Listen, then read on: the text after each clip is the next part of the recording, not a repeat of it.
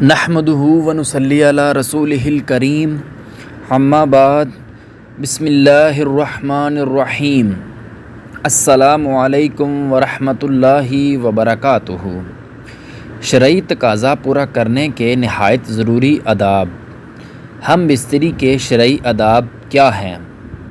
ہم بستری سے پہلے کیا کرنا ضروری ہے؟ ہم بستری کے بعد کرنے والے ضروری کام۔ محترم ناظرین، جو آدمی نفس کی خواہش پوری کرتا ہے اس کا دل سخت ہو جاتا ہے، سوائے ہم بستری کے کہ یہ دل کو صاف کرتا ہے، اور اس کے لیے انبیاء اکرام نے کیا کیا ہے۔ دوران مباشرت اگر مرد کا نزال جلد ہو جاتا ہے تو اسے چاہیے کہ چنے زیادہ کھایا کرے۔ حکیم لقمان: مباشرت کے دوران مرد کا عضو ڈھیلا ہو جاتا ہو تو اسے چاہیے کہ مباشرت سے پہلے کچھ دیر سو جایا کرے، یعنی نیند پوری کر کے مباشرت کیا کرے۔ محترم ناظرین، پہلے ہم بات کر لیتے ہیں کہ شرعی تقاضا پورا کرنے سے پہلے یعنی ہم بستری سے پہلے کیا کرنا ضروری ہے۔ سمجھداری کا تقاضا یہی ہے کہ عورت کو چاہیے کہ دو الگ الگ مگر صاف کپڑے اپنے پاس رکھے۔ جب اس کا شوہر مجاعت سے فارغ ہو جائے تو ایک کپڑا اسے تھما دے جس سے وہ اپنی صفائی کر سکے، پھر عورت دوسرے کپڑے سے اپنی صفائی خود کرے۔ اگر ان کے پہنے ہوئے کپڑوں میں جنابت کا کوئی اثر نہ پہنچا ہو تو وہ ان کپڑوں میں نماز پڑھ سکتے ہیں۔ محترم ناظرین، اسلام نے طہارت اور صفائی کے نظام کو جتنی اہمیت دی ہے شاید کسی مذہب نے دی ہو۔ اس طہارت کے نظام کو برقرار رکھنے کے لیے باوقت جمع عضو خاص کی صفائی کے لیے علیحدہ کپڑے کا انتظام موجود ہو، اور اس کے لیے اگر کسی اور کپڑے سے صفائی کی گئی تو خطرہ ہے کہ وہ گندگی سے آلودہ ہو اور جراثیم عضو کو لگ کر گندی اور آلودگی کا باعث بنے۔ اگر عضو کو صاف نہ کیا گیا تو غلاظت عضو پر لگ رہی ہے، کیونکہ اس میں خاص رطوبت ہوتی ہے جو کچھ عرصہ تک عضو پر چمٹی رہی تو الرجی کا باعث بھی بن سکتی ہے۔ دوسری مرتبہ ہم بستری کرنے کے لیے ضروری ہے کہ عضو کو بالکل صاف کیا جائے۔ دوبارہ ہم بستری کرنا مقدو ہو تو عضو خاص کو دھو لیا جائے۔ مختلف افراد کو کہنا ہے کہ ایسا کرنے سے عضو میں توانائی اور سرسری نو چستی پیدا ہوتی ہے۔ دراصل ہم بستری سے قبل عضو مخصوص میں سختی نہ ہونا اس بات کی علامت ہے کہ عضو مخصوص میں دوران خون تو ہے، لیکن صرف اس کی تندرستی برقرار رکھنے کے لیے جب ہم بستری کا خیال پیدا ہوتا ہے تو خون بکثرت عضو مخصوص کی شرانوں میں پھیل کر اسے پھلا دیتا ہے اور سخت کر دیتا ہے۔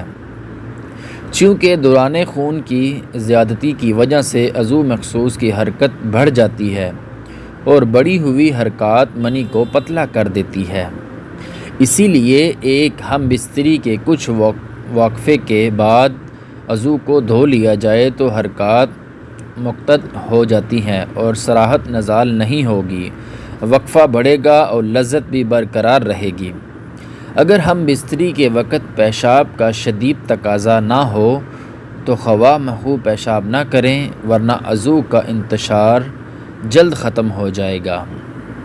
مباشرت کا فطری طریقہ تو یہی ہے کہ عورت نیچے ہو اور مرد اوپر رہے، چنانچہ سارے حیوانات اسی فطرتی طریقہ پر عمل کرتے ہیں اور قرآن پاک میں بھی یہی طریقہ بتایا گیا ہے۔ اس صورت کو یہی ہو سکتی ہے، عورت چپٹ لے اور مرد اس کے اوپر لیٹے تو اس طرح مرد کے جسم سے عورت کا جسم ڈھک جائے گا۔ اسی طریقہ میں زیادہ راحت اور آسانی ہے، عورت کو بھی مشقت نہیں اٹھانی پڑتی، نیز استخار حمل کے لیے یہ بھی طریقہ مفید ہے۔ شیخ لائس کے نزدیک جمع کی تمام شکلوں میں بری شکل یہ ہے کہ عورت مرد کے اوپر ہو اور مرد نیچے لیٹا ہوا، کیونکہ اس صورت میں منی مرد کے عضو میں باقی رہ کر مدفن ہو کر اذیت کا باعث بنتی ہے۔ مختلف کتب حدیث سے ہمیں یہ معلوم ہوتا ہے کہ ہم بستری کرتے وقت اندھیرا یا مدھم روشنی ہونا درست ہے۔ معلومات نبوی صلی اللہ علیہ وسلم، ہم بستری کرتے وقت روشنی ہلکی یا مدھم ہو تو پرلطف ہم بستری ہوگی، کیونکہ ہم بستری کا عمل مسلسل ایک پرسکون عمل ہے۔ اس پرسکون عمل کے لیے پرسکون ماحول چاہیے، اور وہ ماحول تیز روشنی میں یکساں ناممکن ہے۔ اسی لیے ہم بستری کے عمل کو پرلطف اور کامیاب بنانے کے لیے ضروری ہے یا تو بالکل اندھیرا کر دیا جائے یا مدھم روشنی کو اختیار کیا جائے۔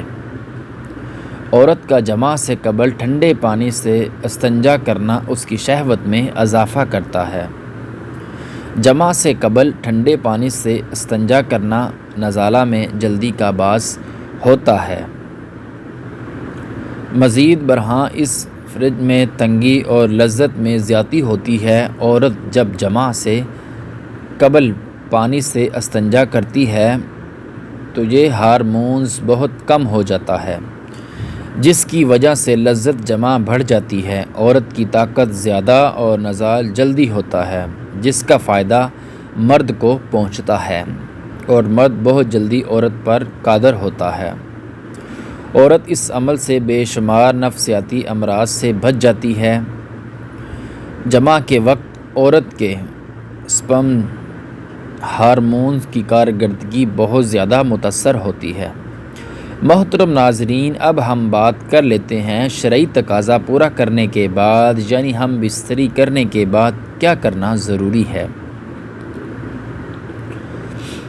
ہم بستری کے بعد کوئی مرغن شری غذا، انڈے کا حلوہ، گاجر کا حلوہ، شہد، دودھ یا میوہ جات کا آموزون کھا لینے سے قوت بہم کم نہیں ہوتی۔ اگر کچھ بھی میسر نہ ہو تھوڑا سا گڑ ہی کھا لے، مگر پاکی حاصل کرنے کے بعد ہی کھانا بہتر ہے۔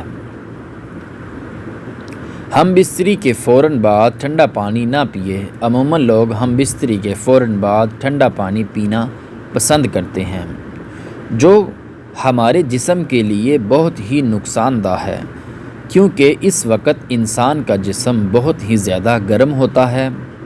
تو اس وقت مرد ہو یا عورت، دونوں کو جسم میں حرکت بہت زیادہ ہوتی ہے۔ اگر ایسے وقت میں کوئی بھی ٹھنڈا پانی کا استعمال کرتا ہے تو اس کو دمہ یعنی سانس کی بیماری ہونے کا خدشہ ہوتا ہے۔ عموماً اکثر ہم گرمی میں دھوپ سے باہر سے گھر آتے ہیں تو بزرگوں کا کہنا ہوتا ہے کہ پسینے میں پانی مت پیو، پسینہ سوکھنے کے بعد پانی پینا۔ اس کی وجہ یہی ہوتی ہے کہ اس وقت ہمارا جسم گرم بہت زیادہ ہوتا ہے اور ٹھنڈا پانی ہمارے لیے نقصان دہ ہوتا ہے۔ ہم بستری کے بعد ایک ہی کپڑے کا استعمال نہ کریں۔ عموماً میاں بیوی ہم بستری کے فوراً بعد ایک ہی کپڑے سے نجاست کو صاف کر لیتے ہیں، جس کی وجہ سے ایک دوسرے کی نجاست لگ جاتی ہے، جس سے بیماریوں کا اندیشہ مثلاً الرجی وغیرہ ہو سکتی ہے اور آپس میں نفرت پیدا ہونے کا امکان ہوتا ہے۔ ہم بستری کے فوراً بعد اپنی شرمگاہ کو ٹھنڈے پانی سے نہ دھوئیں۔ عموماً لوگ ہم بستری کے فوراً بعد واش روم جا کر شرمگاہ کو ٹھنڈے پانی سے دھو لیتے ہیں۔ ایسا نہیں کرنا چاہیے، کیونکہ اس وقت ہمارا جسم بہت زیادہ گرم ہوتا ہے اور اس کی وجہ سے نسیں پھٹنے کا اندیشہ ہوتا ہے۔ بلکہ بہت سارے حکیم کے مطابق ہم بستری کے فوراً بعد شرمگاہ پر ٹھنڈا پانی ڈالنے سے نامردی کا اندیشہ بھی ہو سکتا ہے۔ ہاں، جب آپ کا جسم نارمل ہو جائے تو اس وقت آپ شرمگاہ دھو لیں تو اس میں کوئی حرج نہیں۔ ہم بستری کرنے کے بعد فوراً پیشاب کرنے مت جائیں۔ کچھ خواتین کا کہنا ہے کہ ہمارا حمل نہیں ٹھہرتا، تو ایسی خواتین کو چاہیے کہ ہم بستری کے فوراً بعد پیشاب کرنے مت جائیں، کیونکہ ہم بستری کے وقت بچہ پیدا کرنے والے جراثیم عورت کی شرمگاہ میں جاتے ہیں۔ جب وہ پیشاب کرنے یا استنجا کرنے جاتی ہیں تو وہ جراثیم واپس باہر آ جاتے ہیں، جس سے خواتین کا حمل نہیں ٹھہرتا۔ اسی لیے خواتین کو چاہیے کہ وہ ہم بستری کے بعد کم از کم 15 سے 20 منٹ تک لیٹی رہیں، اور اس کے بعد ہی استنجا یا پیشاب کی حاجت ہو تو جائیں، تاکہ جو مادہ یا جراثیم اندر گیا ہے وہ باہر نہ آنے پائے۔ ہم بستری کے فوراً بعد آپ کبھی بھی نہ نہائیں۔ عموماً لوگ ہم بستری کے فوراً بعد نہانے چلے جاتے ہیں، حالانکہ اس وقت جسم میں حرکات بہت زیادہ ہوتی ہے۔ ایسے میں اگر آپ اپنے جسم پر ٹھنڈا پانی ڈالو گے تو یہ بھی آپ کے جسم کے لیے بہت نقصان پہنچا سکتا ہے۔ اسی لیے عورت اور مرد کو چاہیے کہ ہم بستری کے بعد کم از کم 15 سے 20 منٹ کا وقفہ ہونا چاہیے، تاکہ آپ کے جسم کا درجہ حرارت نارمل ہو جائے، اور اس کے بعد آپ نہانے، پیشاب کی حاجت یا استنجا کے لیے جائیں۔ اگر آپ لوگ ہم بستری کے فوراً بعد نہائیں گے تو اس سے بہت سی بیماریوں کا اندیشہ رہتا ہے۔ اللہ تعالیٰ سے دعا ہے کہ اللہ تعالیٰ ہمیں میاں بیوی کے رشتے کو سمجھنے اور ہم بستری کا صحیح اور اسلامی طریقہ اپنانے کی توفیق عطا فرمائے، اور ہمیں ہر برائی سے بچا کے رکھے۔ آمین ثم آمین۔